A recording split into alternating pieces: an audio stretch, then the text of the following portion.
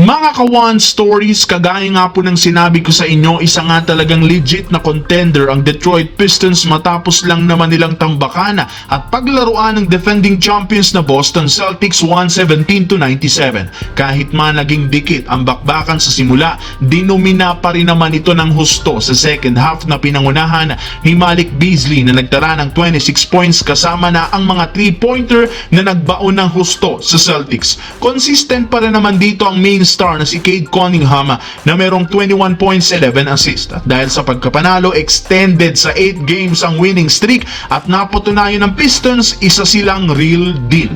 Though masyado silang underrated at hindi pinag-uusapan sa social media, may kakayahan pa rin naman ang team na ito na patumbahin ang ilang mga top team sa East. Kaya kapag nagpatuloy pa ang mga impressive win ng team na ito, hindi malabo na umabot sila hanggang sa East Finals o di kaya sa NBA Finals. Samantala, kung inyong ang napansin sa panalo ng Lakers laban sa Dallas kahapon, makikita nga ninyo na hindi masyadong gumalaw si LeBron sa unang tatlong quarter. Napaka-passive nga ditong gumalaw at pinapabayaan lamang sina Austin Reeves at Luka Doncic na humawak ng bola. Pero meron nga siyang explanation dito matapos nung sabihin sa interview kahapon na gusto nga po niyang maging agresibo at magkaroon si Luka ng magandang performance laban sa dating team nito.